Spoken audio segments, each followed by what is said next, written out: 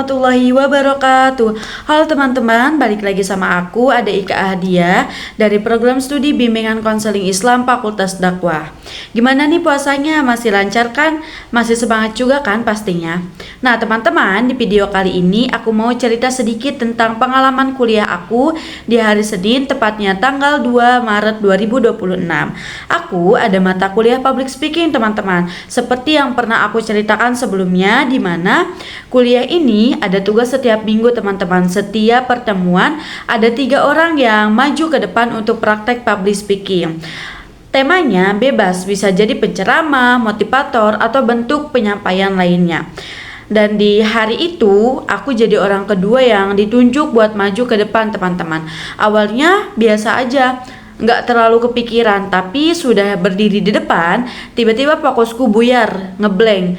Aku sempat lupa mau bahas apa, padahal sebelumnya aku sudah belajar 1 minggu dan baca-baca materi juga teman-teman, dan nyiapin apa yang mau aku sampaikan.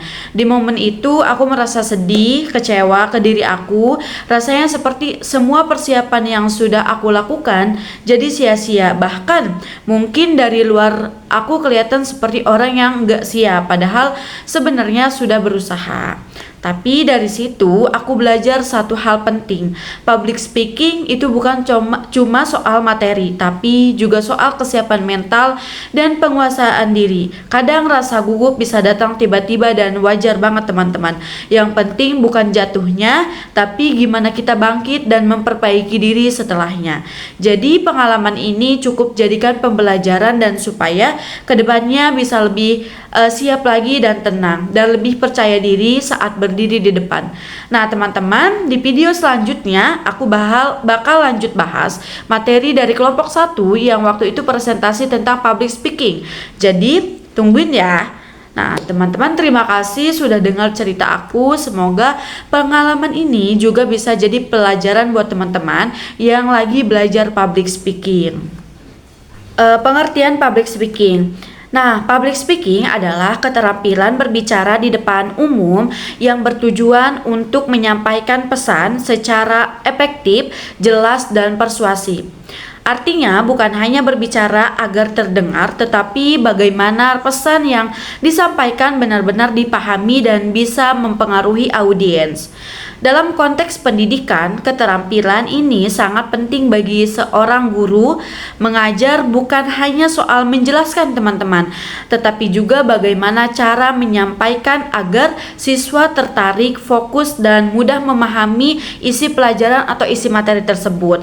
Public speaking tidak hanya melibatkan aspek verbal, kata-kata yang diucapkan, tetapi juga aspek nonverbal seperti ekspresi wajah, intonasi suara, gestur atau gerakan tangan, kontak mata. Semua elemen ini berperan besar dalam menarik perhatian siswa dan meningkatkan pemahaman mereka terhadap materi.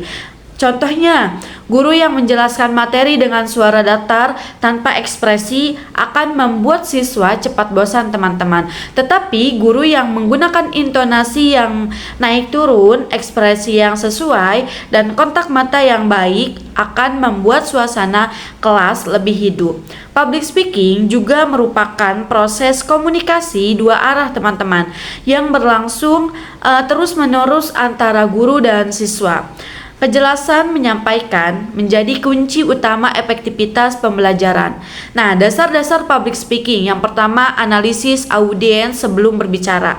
Kita harus tahu siapa yang akan mendengarkan. Contoh, berbicara di depan siswa SD tentu berbeda dengan berbicara di depan mahasiswa teman-teman. Jika audiens masih remaja, gunakan bahasa yang ringan dan contoh yang dekat dengan kehidupan mereka. Tujuannya apa? Agar pesan yang disampaikan sesuai dengan kebutuhan dan tingkat pemahaman audiens. Yang kedua, struktur presentasi yang efektif. Presentasi yang baik memiliki struktur yang jelas. Pembukaan, menarik perhatian, isi, penjelasan utama, penutup, kesimpulan, dan pesan akhir. Contohnya, pembukaan bisa dimulai dengan pertanyaan, cerita singkat, atau fakta menarik. Isi berisi materi utama yang disusun runtut. Penutup bisa berupa kesimpulan atau motivasi. Tanpa struktur yang jelas, audiens akan sulit mengikuti alur pembicaraan. Nah, yang ketiga, penggunaan bahasa yang efektif. Gunakan bahasa yang mudah dipahami dan tidak berbelit-belit, teman-teman, sesuai dengan audiens. Contohnya, jika menjelaskan tentang kesehatan mental, jangan langsung menggunakan istilah psikologis yang rumit tanpa penjelasan. Jelaskan dengan bahasa sederhana terlebih dahulu. Nah, kemudian yang keempat, pengelolaan waktu pembicara harus mampu menyesuaikan materi dengan waktu yang tersedia. Contoh, jika waktunya hanya 3 menit, jangan menjelaskan terlalu panjang di bagian awal hingga materi inti tidak tersampaikan. Manajemen waktu menunjukkan kesiapan dan profesionalitas seorang pembicara. Yang kelima, penggunaan bahasa tubuh. Bahasa tubuh membantu memperkuat pesan. Contohnya, berdiri tegap menunjukkan percaya diri, gerakan tangan yang wajar membantu menekankan poin penting. Hindari terlalu sering melihat ke bawah atau memainkan sesuatu karena terlihat gugup. Nah, yang keenam, konsistensi dalam suara intonasi. Volume dan kecepatan bicara harus terkontrol. Contoh, jika ingin menekankan poin penting, turunkan tempo bicara dan beri jeda sejenak. Hindari berbicara terlalu cepat karena audiens bisa kehilangan fokus. Dan yang ketujuh, pemilihan dan pengaturan visual media seperti PowerPoint harus mendukung penjelasan, bukan malah mengganggu. Contohnya, gunakan poin-poin singkat, jangan terlalu banyak tulisan. Gunakan gambar atau ilustrasi yang relevan, teman-teman. Jangan membaca slide secara penuh.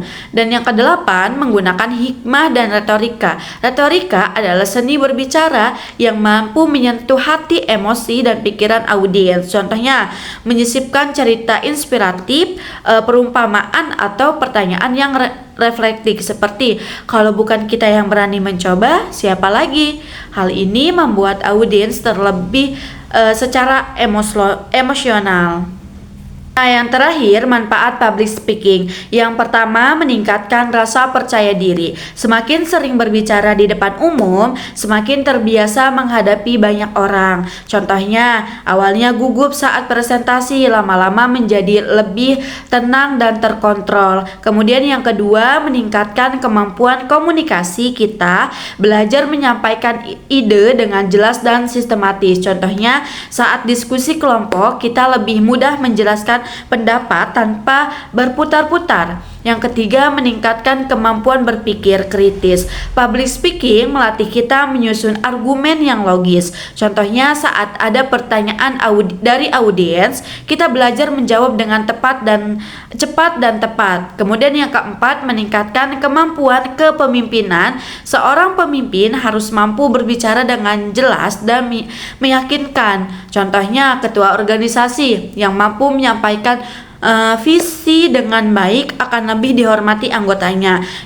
Kemudian yang kelima, membuka peluang karir. Kemampuan berbicara yang baik sangat dibutuhkan di banyak bidang pekerjaan. Contohnya guru, konselor, motivator, presentator, penyuluhan agama, bahkan pemimpin organisasi. Semuanya membutuhkan public speaking. Yang keenam, meningkatkan kemampuan mempengaruhi orang lain. Nah, public speaking yang baik bisa mengajak, mengekspresi dan menggambarkan orang lain. Contohnya, seorang motivator yang menyampaikan pesan dengan penuh keyakinan dapat membuat audiens terdorong untuk berubah menjadi lebih baik.